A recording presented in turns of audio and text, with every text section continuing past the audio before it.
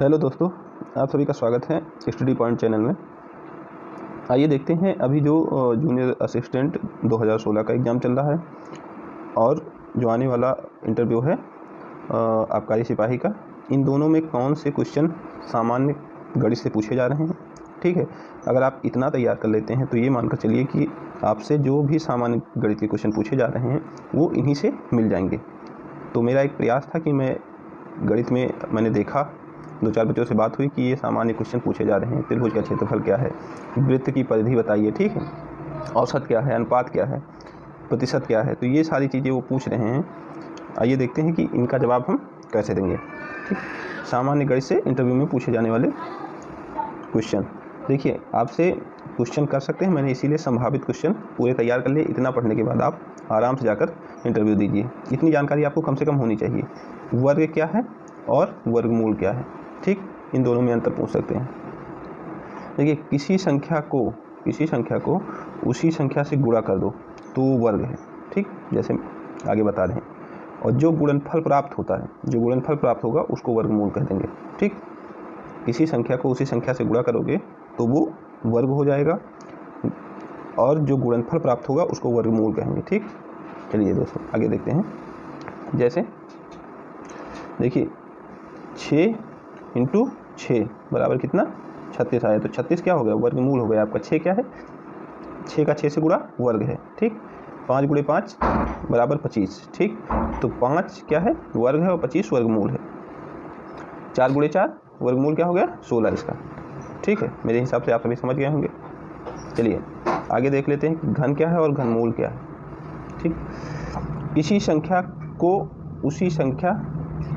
का उसी संख्या में 2 बार गुणा करने पर गुणा किया जाए तो उसे घन कहते हैं और प्राप्त गुणनफल घनमूल कहलाता है।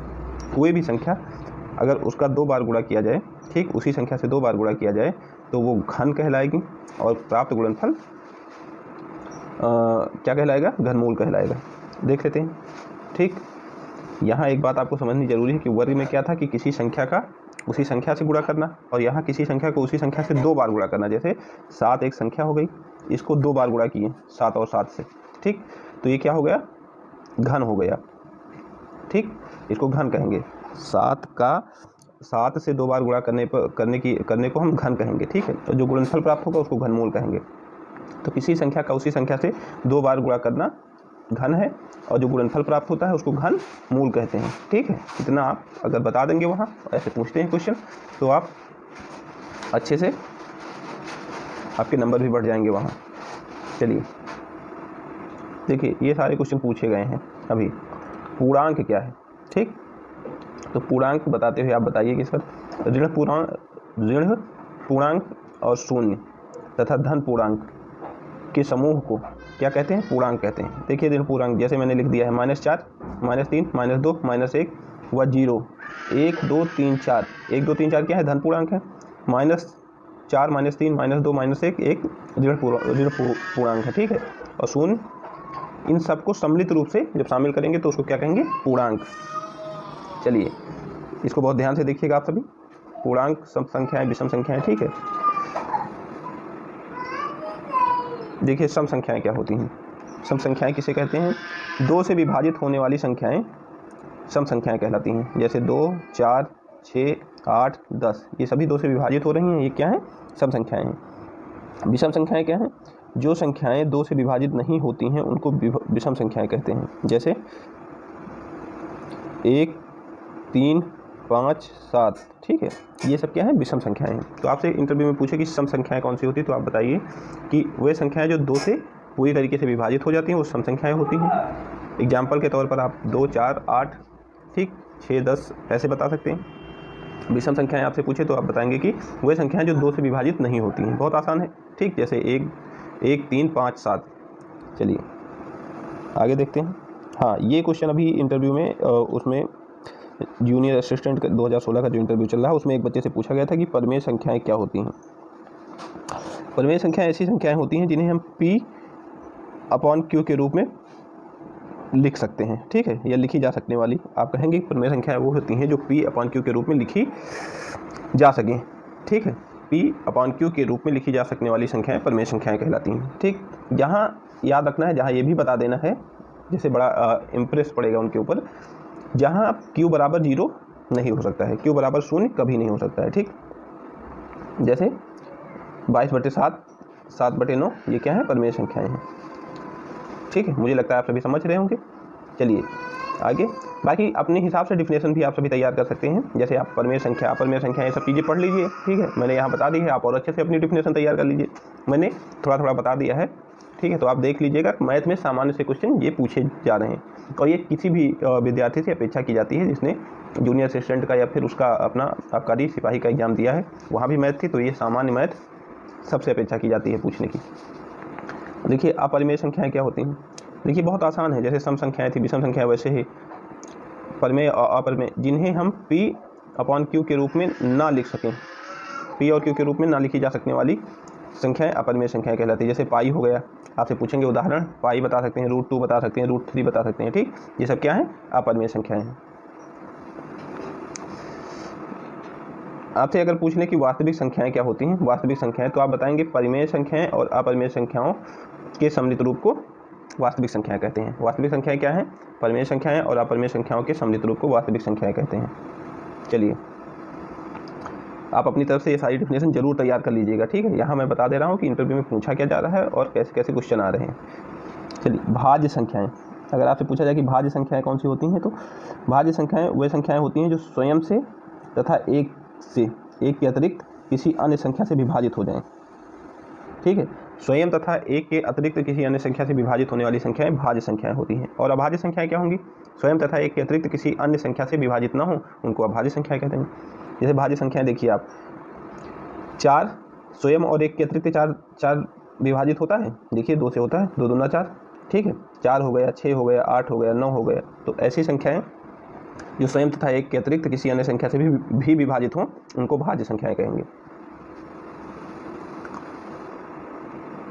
अभाज्य संख्या देख लीजिए, ऐसी संख्याएं जो स्वयं और एक के अतिरिक्त किसी अन्य संख्या से विभाजित नहीं होती हों, ये शब्द याद रखिएगा, विभाजित नहीं होती हों, उन्हें अभाज्य संख्या कहेंगे। जैसे 2 या तो एक से विभाजित होती है या तो स्वयं से विभाजित होती है। 2 हो गया, 3 हो गया, 5 हो गया, 7, 11। ठीक है, तो आप उदाहरण भी याद कर लीजिएगा, जैसे 2, 3, 5, 7, 11, ये अभाज्य संख्याएं। चलिए आगे देखिए, धन पूर्णांक, अगर आपसे पूछे कि धन पूर्णांक किसे कहते हैं, ठीक, तो आप बताएंगे प्राकृतिक संख्याएं, जैसे 1, 2, 3, 4, 5, 6, ऐसे चलते चले जाइए आप इनफाइनाइट तक, तो ये सब क्या है, धन पूर्णांक कहलाते हैं। अगर यहीं आपसे पूछे कि ऋण पूर्णांक क्या है, तो ऋणात्मक पूर्णांक, ठीक, ऋण पूर्णांक कहलाता है। जैसे -1, -2, -3, ये सब ऋण पूर्णांक कहलाती हैं। चलिए भिन्न फ्रैक्शन क्या है, ये तो बहुत पॉपुलर क्वेश्चन है, हमेशा पूछते हैं कि भिन्न क्या है, इसको जरूर आप देख लीजिएगा। जब किसी राशि को कई बराबर भागों में बांटकर उनमें से कुछ भाग ले लिया जाए तो उसे भिन्न के रूप में व्यक्त किया जाता है। ठीक, तो उसे भिन्न के रूप में व्यक्त किया जाता है। जैसे 1/4, ठीक, 1/3, 1/2, ये क्या है, भिन्न है। जब कई राशियों में से, ठीक, किसी राशि में से उसमें कई भाग बांट दिए जाए, उनमें से एक भाग ले लिया जाए, ठीक, तो उसे क्या कहेंगे, भिन्न कहेंगे। जैसे आपकी आय 100 रुपये है और 100 रुपये आपकी आय 100 रुपये है, उसमें 100 रुपये को आप 25 रुपये में 4 जगह बांट लीजिए, 25, 25, 25, 25, तो आपका कहा जाएगा कि, और सबको अलग अलग खर्च में, जैसे मान लीजिए क्लास बच्चों की फ़ीस 25 रुपये है, तो आपका कहा जाएगा कि 1/25 भाग बच्चों की फ़ीस के रूप में जाता है। तो ये क्या हो गया आपका, 1 सेकेंड, 1/25 नहीं सर, माफ़ कीजिएगा, 1/4 भाग, 1/4 भाग कहाँ जाता है, बच्चों की फ़ीस के रूप में जाता है। ठीक, ये क्या हो गया, भिन्न हो गया। बाकी मैं फिर से कह दे रहा हूँ कि आप सभी अपने हिसाब से देख लीजिएगा, तैयार जरूर कर लीजिए, जैसे भिन्न क्या है, साधारण भिन्न क्या है, क्या दोनों में अंतर है। x y के रूप में, ठीक, जिन्हें लिखा जाए, ठीक, उन्हें साधारण भिन्न कहते हैं। यहाँ x अंश होता है और y हर होता है। ठीक, साधारण भिन्न को हम x y के रूप में व्यक्त करते हैं। ठीक है, यहाँ x अंश है और y हर है। चलिए दशमलव भिन्न क्या होता है, देखिए भिन्न, साधारण भिन्न और दशमलव भिन्न, इसमें अंतर भी आपसे पूछा जा सकता है। जिस भिन्न का हर 10 या 10 की घातों में हो उसे दशमलव भिन्न कहते हैं। जैसे देखिए 3/10 दशमलव भिन्न है, 7/100 दशमलव भिन्न 10 या 10 की घातों में, तो 100 कितना है 10 की घातों में 10 की घात 2, ठीक, ये 100 हो जाएगा। तो जिस भिन्न का हर 10 या 10 की घातों में हो उसे क्या कहेंगे, दशमलव भिन्न कहेंगे। चलिए देख लेते हैं। यहाँ से बहुत ज़्यादा क्वेश्चन पूछे जा रहे हैं बच्चों से। a plus b whole square बताइए क्या होता है, a square plus b square plus 2ab, ये याद कर लीजिएगा आप, a माइनस बी का whole square, a square minus b plus b square minus 2ab, ठीक है। फिर आपसे पूछते हैं a square minus b square, तो a minus b a plus b, ये सभी आप याद कर लीजिएगा, ठीक है। a प्लस बी का क्यूब पूछेंगे तो आप बता दीजिएगा a cube b cube plus 3ab plus a plus b, ठीक है। ये सब आप देख लीजिए, ठीक है। ये जो बीजगणित के कुछ फार्मूले हैं, सूत्र, इनको जरूर याद कर लीजिए। a माइनस बी का होल स्क्वायर, ठीक है, a square minus b square minus 3ab minus a minus b, ठीक है। ये सब आप सभी का जिनका मैथ तैयार होगा उनका तैयार ही होगा, लेकिन फिर भी आप एक बार सरसरी नज़रों से देख लीजिए ताकि वहाँ आपसे इन सबको बताते हुए कोई गलती ना हो, ठीक। अगर आपसे पूछे कि मासा क्या है, ठीक, महत्तम समापवर्तक, तो आप कहेंगे वह बड़ी से बड़ी संख्या जो दी हुई 2 या 2 से अधिक संख्याओं को पूरा विभाजित कर दे, वो मासा है, ठीक। वह बड़ी से बड़ी संख्या जो दी हुई 2 या 2 से अधिक संख्याओं को पूरा विभाजित कर दे, ठीक। जैसे देखिए 16, 24, 32, इसका आप मासा निकालेंगे तो 8 होगा। चलिए आपसे पूछे कि लघुत्तम समापवर्तक लासा क्या होता है, एलसीएम, तो समापवर्त्यों में जो सबसे छोटा होता है, जो सबसे छोटा हो उसे क्या कहते हैं, लासा कहते हैं। मासा जो सबसे बड़ा होता है। अनुपात क्या है, क्वेश्चन पूछा गया है अभी इंटरव्यू में, अनुपात क्या है, सजातीय राशियों के संबंध को उनका अनुपात कहते हैं। सजातीय राशियों का संबंध उनका अनुपात कहलाता है। जैसे 2:4, ठीक, इसको काटेंगे तो आ जाएगा 1:2, तो सजातीय राशियों का संबंध अनुपात कहलाता है। समानुपात जो है यदि दो अनुपात परस्पर समान हो तो उनके चारों पद समानुपाती कहलाते हैं, ठीक है। यदि 2 अनुपात परस्पर समान हो तो उनके चारों पद समानुपाती कहलाते हैं। जैसे a अनुपाते b समानुपाते a अनुपाते b समानुपाते c अनुपाते d, ठीक है। चलिए मिश्रण देख लीजिएगा आप सभी। मिश्रण किसे कहते हैं, एलिगेशन, जब कई वस्तुएं आपस में मिलकर नई वस्तु बनाई, जब कई वस्तुओं को आपस में मिलाकर कोई नई वस्तु बनाई जाए तो वो मिश्रण कहलाती है, ठीक है।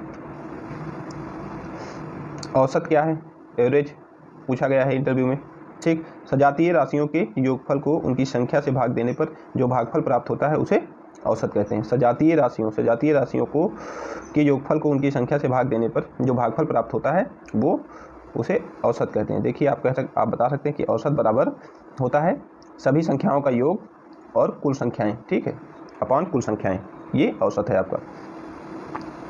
चलिए प्रतिशत क्या है, ठीक। प्रतिशत का अर्थ आप कहेंगे कि सर प्रतिशत का अर्थ प्रति सैकड़ा होता है, ठीक है। बाकी आप बताएंगे प्रतिशत एक भिन्न है जिसका हर 100 होता है।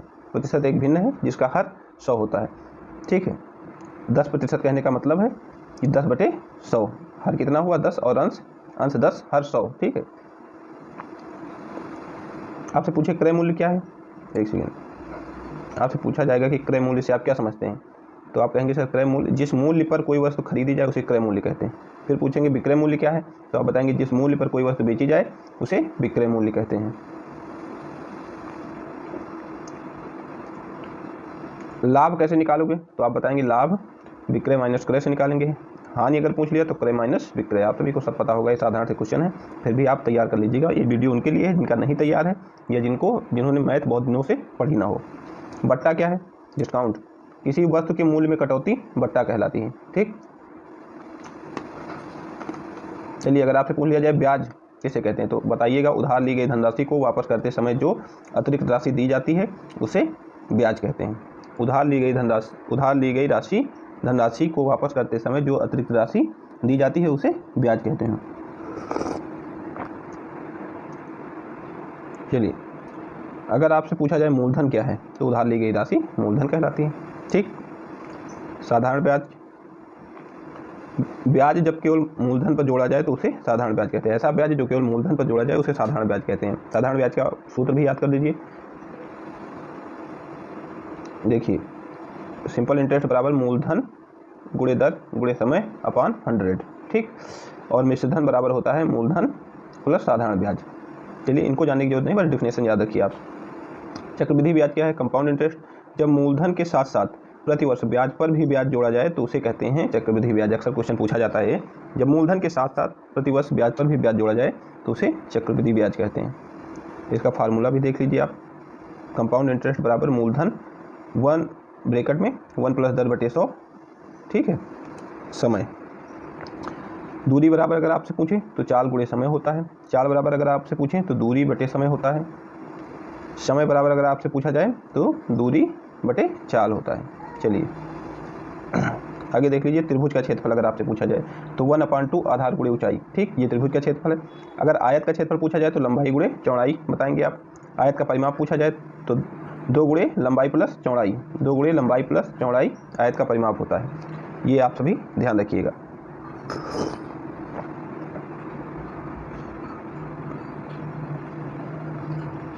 चलिए बहुत ये क्वेश्चन तो लगातार पूछा ही जा रहा है, जो भी बच्चा इंटरव्यू जूनियर असिस्टेंट का देने जा रहा है। वर्ग का क्षेत्रफल क्या होता है? तो भुजा स्क्वायर वर्ग का क्षेत्रफल होता है। वर्ग का विकर्ण क्या होता है?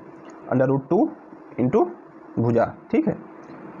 और इसको आप सभी इस क्वेश्चन को जरूर तैयार कर लीजिएगा अच्छे से। कमरे की चारों दीवारों का क्षेत्रफल क्या होता है? क्योंकि जहाँ आप बैठे होंगे कमरा होगा तो पूछेंगे कि कमरे की चारों दीवारों का क्षेत्रफल क्या होता है, तो आप बताएंगे सर 2 इंटू लंबाई प्लस चौड़ाई इंटू ऊंचाई, ठीक है। ये आप याद रखिएगा। अभी पूछा गया एक बच्चे से कि समबाहु त्रिभुज का क्षेत्रफल क्या होता है? √3/4 गुणे भुजा स्क्वायर समबाहु त्रिभुज का क्षेत्रफल होता है। समलंब चतुर्भुज का क्षेत्रफल क्या होता है? 1/2 समांतर भुजाओं का योग, ब्रैकेट में समांतर भुजाओं का योग और उनके बीच की इंटू उनके बीच की दूरी। समांतर चतुर्भुज का क्षेत्रफल बताइए। आधार गुणे ऊंचाई, एकदम आसान है। समांतर चतुर्भुज का क्षेत्रफल आधार गुणे ऊंचाई होता है। समचतुर्भुज का क्षेत्रफल क्या है? 1/2 विकर्णों का गुणनफल समचतुर्भुज का क्षेत्रफल है। वृत्त का क्षेत्रफल बहुत पूछा गया क्वेश्चन, πr², याद रखिएगा आप सभी। वृत्त की परिधि भी पूछी गई है 2πr, ठीक। वृत्त का क्षेत्रफल और वृत्त की परिधि ये याद रखिएगा आप। अर्धवृत्त का क्षेत्रफल 1/2πr², ठीक है। πr² वृत्त का क्षेत्रफल, अर्धवृत्त का 1/2πr², ठीक है। घन का आयतन, देखिए घन का आयतन होता है a³ घन सेमी, ठीक है। a³ घन सेमी। घन का क्षेत्रफल अगर आपसे पूछा जाए 6a² वर्ग सेंटीमीटर। घनाभ का आयतन लंबाई गुणे चौड़ाई गुणे ऊंचाई घन सेंटीमीटर, ठीक है। ये घनाभ का आयतन हो जाएगा आपका। घनाभ का क्षेत्रफल कितना होगा? 2 लंबाई गुणे चौड़ाई प्लस लंबाई गुणे ऊंचाई प्लस ऊंचाई गुणे चौड़ाई, ठीक है। ये आपका हो जाएगा क्षेत्रफल। आगे देख लेते हैं। आप सभी बेलन का आयतन जरूर याद कर लीजिएगा, πr²h। बेलन के वक्रपृष्ठ का क्षेत्रफल याद कर लीजिएगा 2πrh, ठीक है। शंकु का आयतन, एक बच्चे से पूछा गया कि शंकु का आयतन कितना होता है, तो आप बताएंगे 1/3πr²h घन सेंटीमीटर, ये शंकु का आयतन होता है। वक्रपृष्ठ शंकु का कितना होता है? πrl। संपूर्ण पृष्ठ πrl प्लस πr²। चलिए गोले का आयतन अगर आपसे पूछ लिया जाए तो 4/3 πr³ घन सेंटीमीटर, ठीक है। वक्रपृष्ठ गोले का पूछ लिया जाए तो 4πr² वर्ग सेंटीमीटर। समषटभुज का क्षेत्रफल, ठीक, इसको याद कर लीजिएगा 6 इंटू √3/4 भुजा स्क्वायर, ठीक। ये समषटभुज का क्षेत्रफल है। चलिए आप सभी तैयार कर लीजिएगा सामान्य गणित को, ठीक है। आगे सामान्य हिंदी से कौन से क्वेश्चन पूछे जा सकते हैं उसका वीडियो लेकर हम आएंगे कि सामान्य हिंदी से आपसे क्या पूछा जा सकता है, ठीक है। चलिए दोस्तों मिलते हैं। इसके अलावा देख लीजिएगा, एक सेकंड, इसके अलावा देख लीजिएगा कि आप अपना 17, 19, ठीक, 23